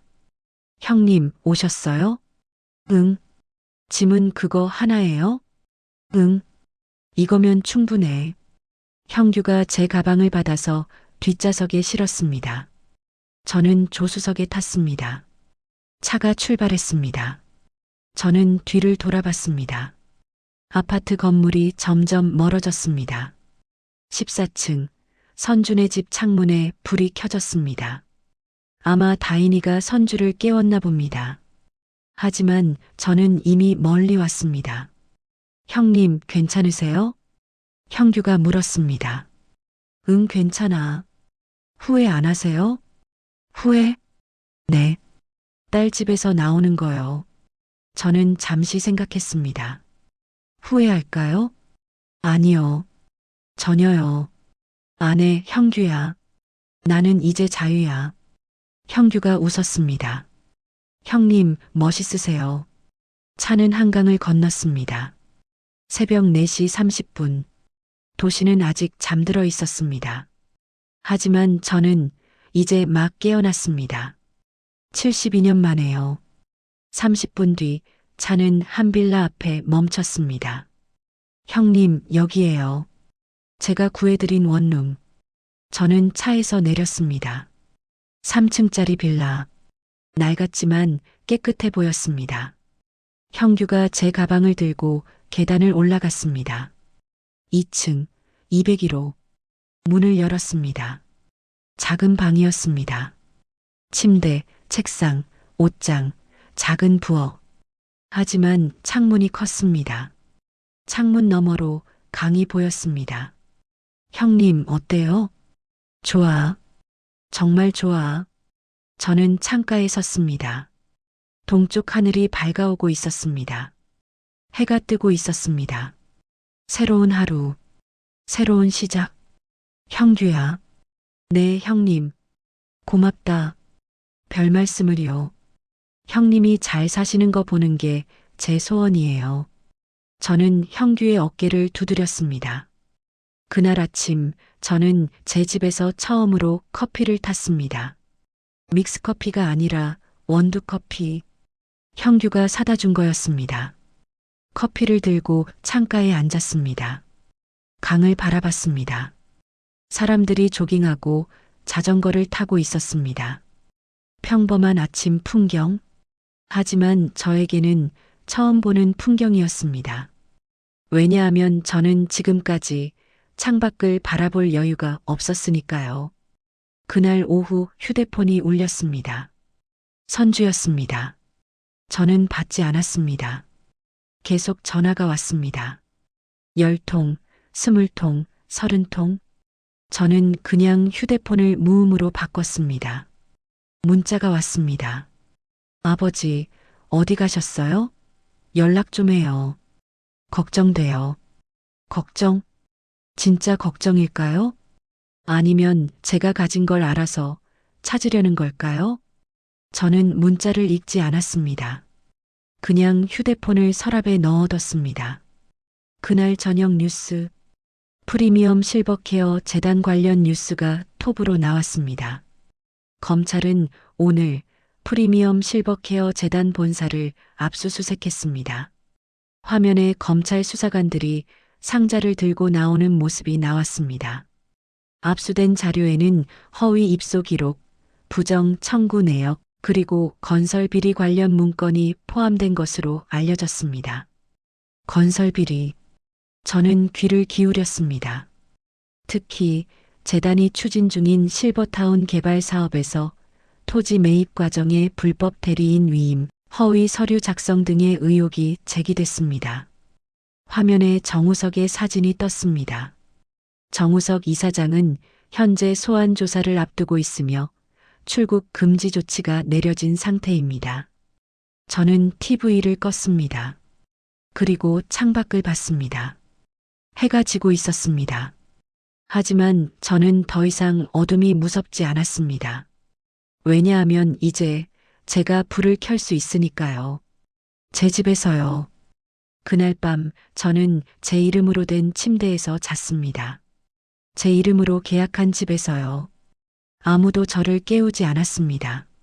아무도 저에게 뭐라고 하지 않았습니다. 저는 평화롭게 잠들었습니다. 그리고 꿈을 꿨습니다. 두식이가 나왔습니다. 우리가 함께 샀던 야산에서 두식이가 웃고 있었습니다. 태서봐 봐라. 우리 땅이 이렇게 됐네. 그러게. 내 덕분이야, 두식아. 아니야. 내가 포기 안 한 덕분이지. 두식아, 미안해. 너 죽고 나서 땅을 잊고 살았어. 괜찮아. 근데 이제 찾았잖아. 그걸로 됐어. 두식이가 제 어깨를 두드렸습니다. 태서봐, 이제 내 인생 살아. 알았지? 응. 알았어, 두식아. 꿈에서 깨어났습니다. 창밖은 밝았습니다. 저는 일어나서 커튼을 걷었습니다. 강 위로 햇살이 반짝였습니다. 아름다웠습니다. 제 인생에서 가장 아름다운 아침이었습니다. 새 집으로 이사 온 지 3주가 지났습니다. 저는 그 3주 동안 평생 살아온 것보다 더 많이 웃었습니다. 아침에는 강변을 산책했습니다. 점심에는 형규와 복지관 식당에서 밥을 먹었습니다. 저녁에는 창가에 앉아서 책을 읽었습니다. 제가 읽고 싶은 책을요. 누구 눈치도 보지 않고요. 휴대폰에는 계속 선주의 전화와 문자가 왔습니다. 처음에는 걱정하는 척이었습니다. 아버지, 어디 계세요? 연락해 주세요. 아버지, 건강은 괜찮으세요? 일주일이 지나자 톤이 바뀌었습니다. 아버지, 장난 그만하시고 들어오세요. 아버지가 이러시면 저희가 어떻게 해요? 2주가 지나자 협박조로 바뀌었습니다. 아버지, 혹시 무슨 오해하신 거 아니에요? 아버지 명의로 된 거 있으면 정리 좀 해야 해요. 연락 주세요. 저는 답장하지 않았습니다. 은희 변호사가 말했습니다. 절대로 연락하지 마세요. 지금은 타이밍이 중요합니다. 그리고 그 타이밍이 오늘 왔습니다. 오후 2시 은희 변호사에게서 전화가 왔습니다. 김태석 고객님, 큰 뉴스가 있습니다. 무슨 뉴스요? 검찰이 정우석 이사장을 구속영장 청구했어요. 제 손이 떨렸습니다. 구속이요? 네. 의료법 위반, 보조금 횡령, 사문서 위조, 부정청탁 죄목이 10개가 넘어요. 그럼 감옥에 가는 겁니까? 영장이 발부되면 그렇게 될 가능성이 큽니다. 그리고 더 중요한 건 은희 변호사가 잠시 멈췄습니다. 토지 관련해서 사기 혐의도 추가됐어요. 정우석 씨가 고객님 명의를 위조해서 개발 인허가를 받으려 했던 정황이 드러났습니다. 위조라니요? 네. 고객님 인감을 위조하고 고객님 동의서를 만들어서 구청에 제출했대요. 다행히 구청 담당자가 확인 전화를 해서 걸렸지만요. 저는 의자에 주저앉았습니다. 정우석이 저를 요양원에 보내려 했던 이유, 저를 치매 환자로 만들려 했던 이유, 모든 게 이것 때문이었습니다. 제 땅 때문에. 고객님, 그리고 오늘 오후에 따님이 고객님을 찾으러 올 겁니다. 뭐라고요? 따님 병원 쪽에서 고객님 휴대폰 위치를 추적했어요. 불법이긴 한데 어쨌든 따님이 고객님 주소를 알아냈습니다. 제 가슴이 철렁했습니다. 그럼 어떻게 해야 합니까? 만나세요. 하지만 제가 배석하겠습니다. 그리고 절대로 서명은 하지 마세요. 알겠습니다. 전화를 끊고 저는 창밖을 봤습니다. 하늘이 흐렸습니다. 비가 올 것 같았습니다. 오후 4시 초인종이 울렸습니다. 인터폰 화면을 봤습니다. 선주와 정우석이 서 있었습니다. 두 사람 모두 초췌해 보였습니다. 선주는 눈이 퉁퉁 부어 있었고 정우석은 얼굴이 수척했습니다. 저는 문을 열었습니다. 현관 앞에 두 사람이 서 있었습니다. 그리고 그 뒤에 은희 변호사가 서 있었습니다. 아버지, 선주가 저를 보자마자 울음을 터뜨렸습니다. 아버지, 어디 가신 줄 알고 얼마나 걱정했는지 아세요? 들어오너라. 저는 세 사람을 집 안으로 들였습니다. 작은 원룸. 소파도 없어서 의자를 꺼내 앉혔습니다. 선주와 정우석은 의자에 앉았습니다. 은희 변호사는 제 옆에 섰습니다.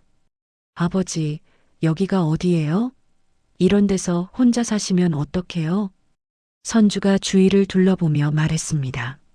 나는 여기가 좋더라. 창문도 크고 강도 보이고.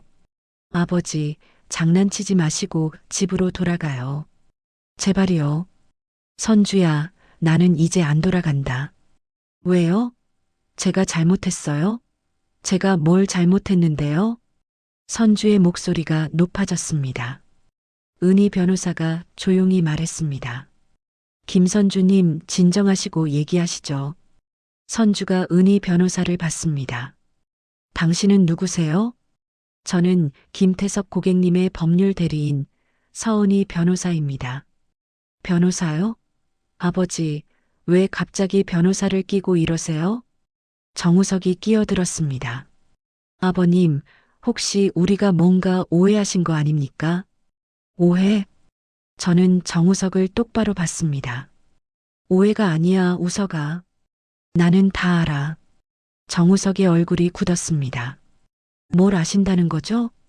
내가 가진 땅 말이야. 경기도 XX시 산 473번지. 선주와 정우석의 얼굴이 동시에 하얗게 변했습니다. 그리고 내가 투자한 주식도 알아. 실버 헬스케어 솔루션. 지금 48억 넘는다지? 선주가 입을 벌렸습니다. 아버지, 그게 아버지 거였어요?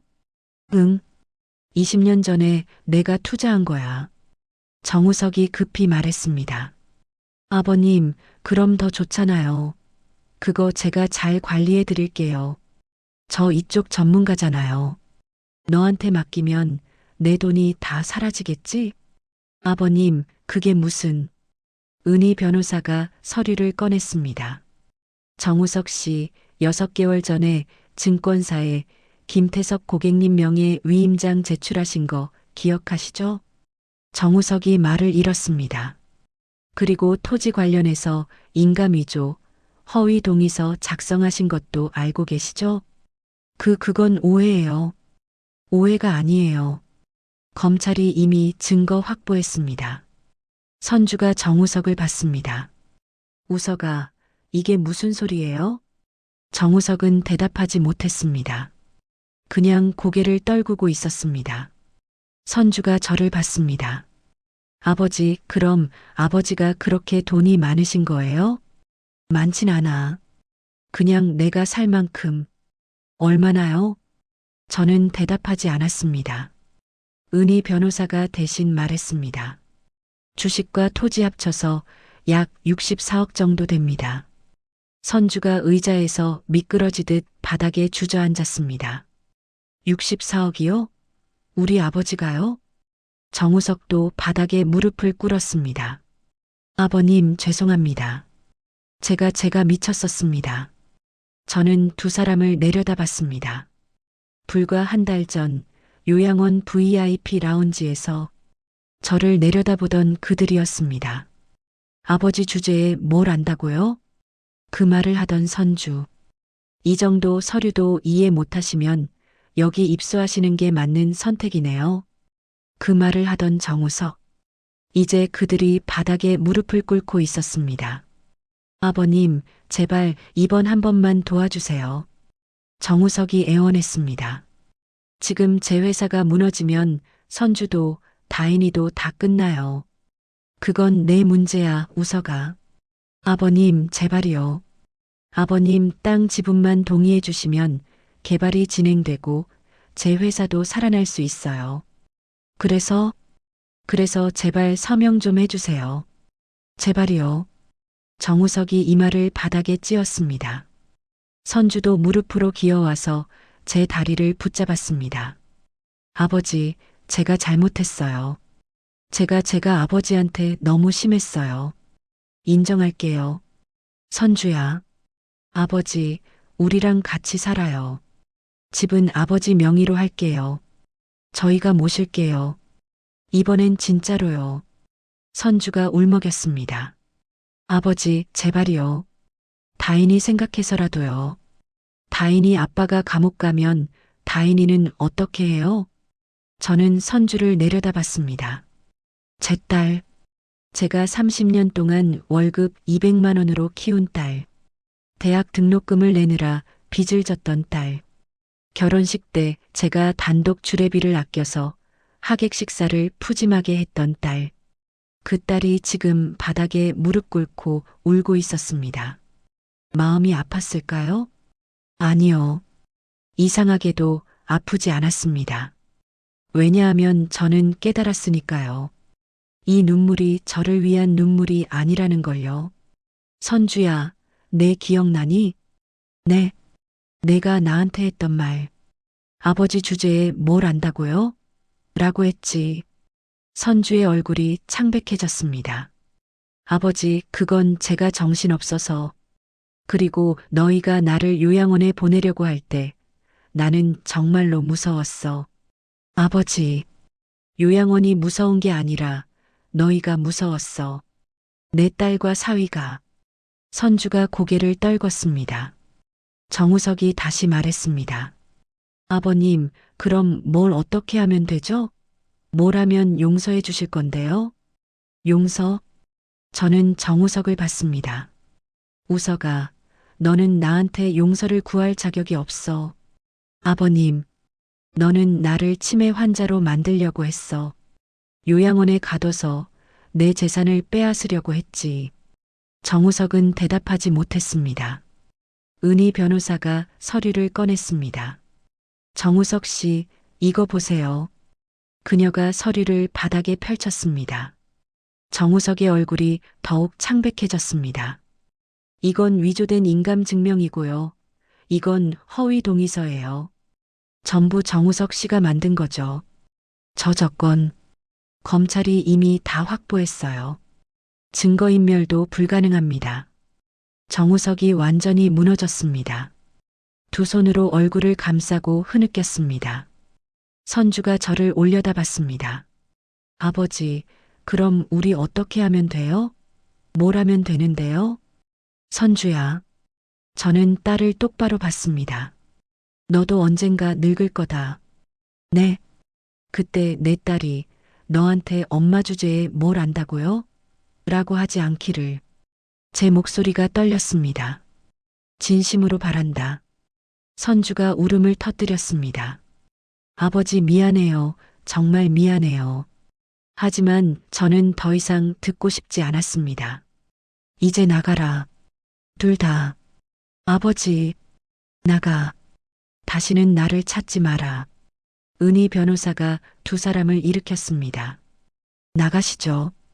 고객님이 원하지 않으세요. 선주와 정우석은 비틀거리며 일어났습니다.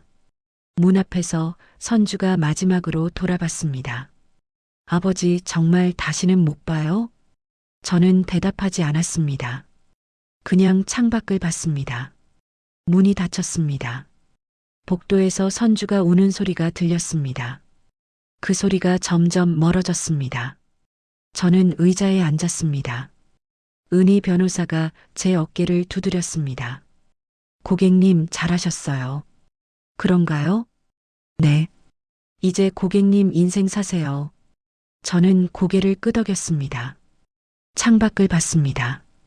비가 내리기 시작했습니다. 하지만 저는 더 이상 슬프지 않았습니다.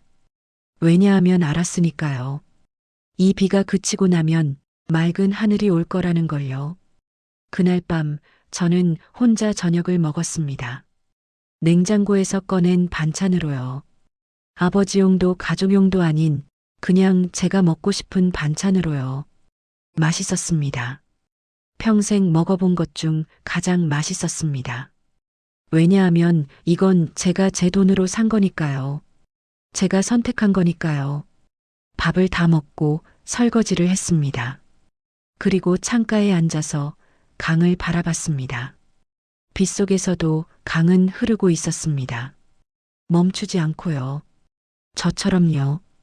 휴대폰이 울렸습니다. 다인이었습니다. 저는 전화를 받았습니다. 여보세요, 다인아. 할아버지, 엄마가 울고 있어요. 그래. 할아버지, 엄마가 할아버지한테 무릎 꿇고 빌었는데도 안 돌아오신다고 했어요. 다인아, 미안하구나. 아니에요, 할아버지. 저는 할아버지 편이에요. 고맙다, 다인아.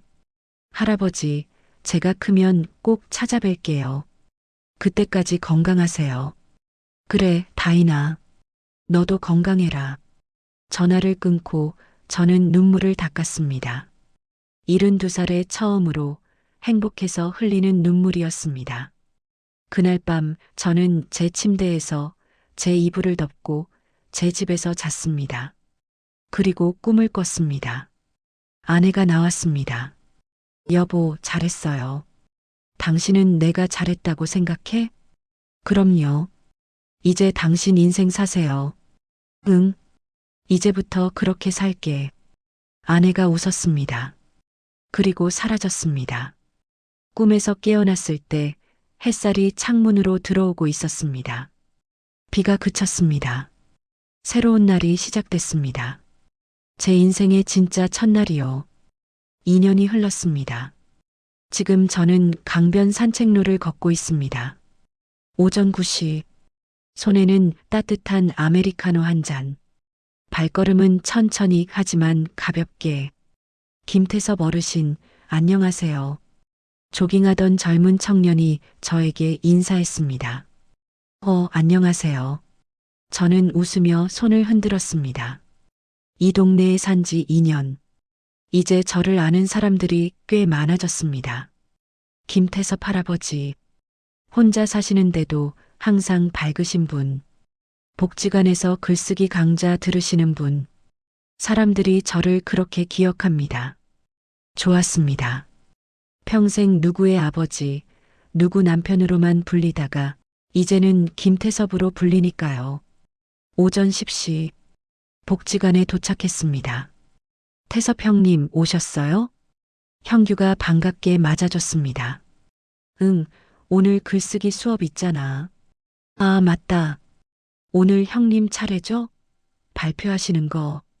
응, 떨리네. 뭐려 형님. 형님 글 제일 좋던데. 저는 웃으며 강의실로 들어갔습니다. 강의실에는 6070대 어르신들이 10명 정도 앉아 계셨습니다.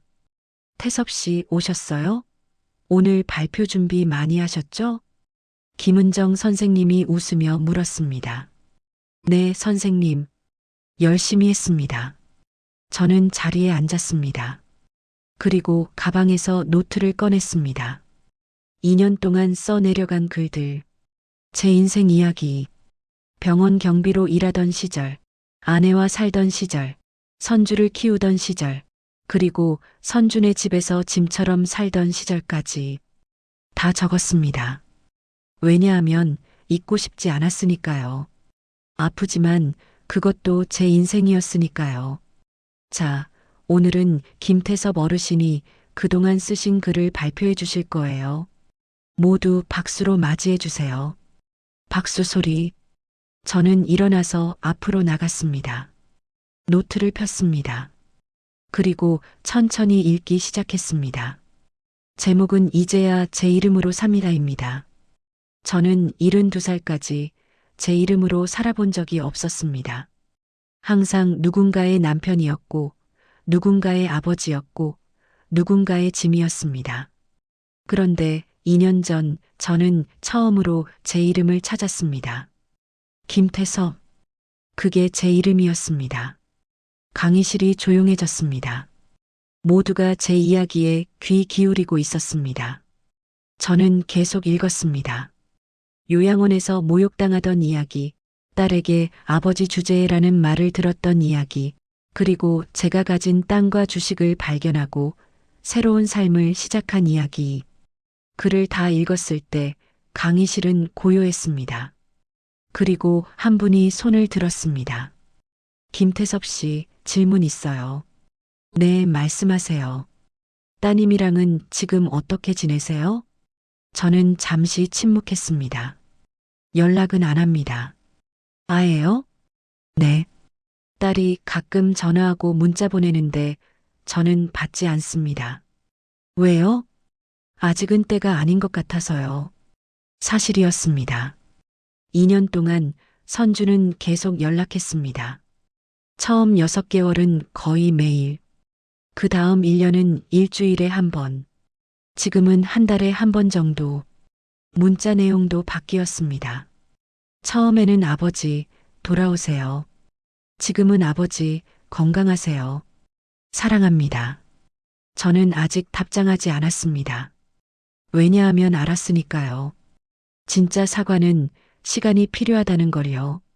수업이 끝나고 형규와 함께 복지관 식당에서 점심을 먹었습니다.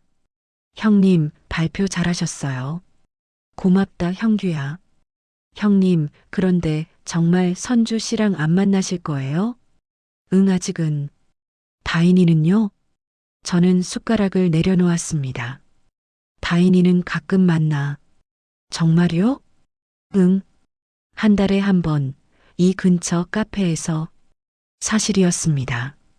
다인이는 3개월 전부터 저를 찾아왔습니다. 선주 몰래요. 첫 만남이 기억납니다. 카페에 앉아 있는데 다인이가 들어왔습니다. 키가 훨씬 커져 있었습니다. 이제 고등학교 3학년. 할아버지, 다인아. 우리는 한참 동안 말없이 마주봤습니다. 그리고 다인이가 먼저 말했습니다. 할아버지, 엄마는 모르고 왔어요. 그래. 할아버지, 엄마가 많이 변했어요. 어떻게? 아빠 감옥 갔잖아요. 그 후로 엄마가 많이 반성하는 것 같아요. 정우석은 1년 전에 실형을 받았습니다. 의료법 위반, 보조금 횡령, 사문서 위조, 징역 4년. 뉴스로 봤습니다. 법정에서 정우석이 우는 모습을요. 하지만 저는 아무 감정도 느끼지 않았습니다. 다이나, 엄마가 힘들지? 네, 근데 저는 괜찮아요. 엄마가 이제 제대로 일하고 있어요. 밤늦게까지 공부도 하고요. 그래, 잘 됐다. 할아버지, 엄마가 할아버지 보고 싶대요. 저는 커피를 한 모금 마셨습니다. 다이나, 할아버지가 아직은 준비가 안 됐어. 알아요. 엄마도 알아요. 그래서 기다린대요. 다인이가 가방에서 편지 한 통을 꺼냈습니다. 할아버지, 이거 엄마가 쓴 거예요. 읽어주세요. 저는 편지를 받았습니다. 하지만 그 자리에서 읽지 않았습니다. 집에 와서 조용히 혼자 읽었습니다. 아버지께. 저는 2년 동안 매일 아버지 생각을 했습니다. 아버지가 새벽에 일어나서 청소하시던 모습, 손녀 도시락 싸주시던 모습, 거실 구석에 조용히 앉아 계시던 모습. 그때 저는 몰랐습니다. 아버지가 얼마나 외로우셨을지, 아버지가 얼마나 작아지셨을지. 저는 제가 아버지를 모신다고 생각했습니다. 하지만 사실은 아버지를 가뒀던 거였습니다. 아버지의 돈 때문이 아니라 제 편애 때문이었습니다. 아버지, 용서해달라는 말은 하지 않겠습니다. 용서받을 자격이 없다는 걸 압니다. 다만 아버지가 건강하시길 바랍니다. 그리고 언젠가 제가 아버지를 다시 아버지라고 부를 수 있는 날이 오길 바랍니다. 딸 선주 올림. 편지를 읽고 저는 한참을 울었습니다. 72년을 살면서 딸에게서 받은 첫 사과였습니다. 하지만 저는 아직 답장하지 않았습니다. 왜냐하면 알았으니까요. 진짜 용서는 급하지 않다는 걸요. 오후 3시, 저는 은행에 들렀습니다. 김태석 고객님, 어서 오세요. VIP 창구 직원이 웃으며 맞아줬습니다. 오늘은 무슨 일로 오셨어요? 다인이 통장에 돈 좀 넣으려고요. 아, 손녀분 거요? 얼마나 넣으실 건가요? 이번 달도 200만 원. 저는 2년 동안 매달 다인이 통장에 200만 원씩 넣어줬습니다. 다인이는 모릅니다. 하지만 다인이가 대학 갈 때쯤 되면 알게 되겠죠. 할아버지가 모아둔 돈이 있다는 걸요. 은행 업무를 마치고 저는 강변 벤치에 앉았습니다. 해가 서쪽으로 기울고 있었습니다. 휴대폰을 꺼냈습니다. 은희 변호사에게서 문자가 와 있었습니다. 고객님, 토지 매매 완료됐습니다. 16억 5천만 원 입금 확인해 주세요. 저는 통장을 확인했습니다. 잔액 62억 3천만 원. 64억에서 다인이에게 준 돈, 생활비, 기부금 등을 빼면 이 정도 남았습니다. 많은 돈이었습니다. 하지만 저는 더 이상 그 돈이 중요하지 않았습니다. 왜냐하면 깨달았으니까요. 돈이 제 인생을 바꾼 게 아니라 제가 선택했기 때문에 인생이 바뀐 거라는 걸요. 저녁 6시, 집으로 돌아왔습니다. 현관문을 열고 들어가니 익숙한 냄새가 났습니다. 제가 아침에 끓여둔 된장찌개 냄새. 저는 찌개를 데우고 밥을 했습니다. 혼자 먹는 저녁. 하지만 외롭지 않았습니다. 왜냐하면 이건 제가 선택한 외로움이었으니까요. 밥을 다 먹고 설거지를 했습니다. 그리고 창가에 앉았습니다. 노트를 펼쳤습니다. 오늘 수업에서 선생님이 내준 숙제. 당신이 가장 하고 싶은 말을 써보세요. 저는 펜을 들고 천천히 쓰기 시작했습니다. 혹시 이 글을 읽으시는 분들 중에 저처럼 자식에게 집 한 채 못 해줬다는 이유로 고개 숙이고 사시는 분들 계십니까? 괜찮습니다. 이미 충분히 살아오셨습니다. 못해준 것만 세지 마시고 지금까지 해오신 것을 한 번만 세어보세요. 당신이 일하며 흘린 땀, 당신이 자식을 키우며 참았던 배고픔, 당신이 가족을 위해 포기했던 꿈들, 그 모든 게 당신의 자산입니다. 그리고 이제는 말해도 됩니다. 나도 살고 싶다고, 나도 존중받고 싶다고, 나도 사람이다라고. 이제부터는 누구의 아버지가 아니라 당신 자신의 이름으로 사셨으면 좋겠습니다. 저처럼요. 저는 김태섭입니다. 글을 다 쓰고 저는 펜을 내려놓았습니다. 창밖을 봤습니다. 강 위로 달빛이 반짝이고 있었습니다. 아름다웠습니다. 휴대폰이 울렸습니다. 다인이었습니다. 여보세요, 다인아. 할아버지, 저 대학 합격했어요. 정말? 축하한다, 다인아. 할아버지 덕분이에요. 할아버지가 응원해 주셔서요. 아니야, 다인아. 내가 열심히 한 거지. 할아버지, 저 간호학과 갔어요. 간호학과? 네. 저 나중에 할아버지처럼 어르신들한테 잘해드리는 간호사 될 거예요. 이름 불러드리고 존중해드리는 간호사요. 제 눈시울이 뜨거워졌습니다. 고맙다, 다인아. 할아버지, 졸업하면 꼭 뵈러 갈게요. 그때 엄마도 같이 데려가도 돼요? 저는 잠시 망설였습니다. 그리고 대답했습니다. 그래, 다인아. 그때쯤이면 할아버지도 준비가 돼 있을 거야. 진짜요? 할아버지, 사랑해요. 할아버지도 다인이 사랑한다. 전화를 끊고 저는 달을 봤습니다. 보름달이었습니다. 화냈습니다. 2년 전 선준의 집 작은 방에서 보던 달보다 훨씬 밝았습니다. 아니, 달이 밝아진 게 아니라 제가 밝아진 건지도 모르겠습니다. 그날 밤 저는 침대에 누웠습니다. 천장을 보며 생각했습니다. 나는 72년을 살았다. 그중 70년은 누군가를 위해 살았다. 그리고 지난 2년은 나를 위해 살았다. 이제 남은 인생도 나를 위해 살 거다. 김태섭을 위해서. 눈을 감았습니다. 꿈을 꿨습니다. 아내와 두식이가 나왔습니다. 우리는 야산에 서 있었습니다. 예전에 함께 샀던 그 땅. 여보, 여기서 요양원 지으려고 했었죠? 응. 이제 필요 없겠네요. 당신 혼자서도 잘 사시니까. 아내가 웃었습니다. 두식이도 웃었습니다. 태섭아, 내가 찾아서 다행이다. 뭘? 내 이름. 저는 고개를 끄덕였습니다. 응, 나 찾았어. 내 이름. 꿈에서 깨어났을 때 아침이었습니다. 햇살이 방 안가득 들어왔습니다. 저는 일어나서 창문을 열었습니다. 강 위로 새들이 날고 있었습니다. 자유롭게. 저처럼요. 오늘도 저는 강변을 걸을 겁니다. 오늘도 저는 복지관에 갈 겁니다. 오늘도 저는 제가 먹고 싶은 걸 먹을 겁니다. 오늘도 저는 김태섭으로 살 겁니다. 그리고 언젠가 준비가 되면 선주를 다시 만날 겁니다. 하지만 이번에는 짐으로 만나는 게 아니라 아버지로 만날 겁니다. 아니, 그것보다 먼저 김태섭이라는 한 사람으로 만날 겁니다.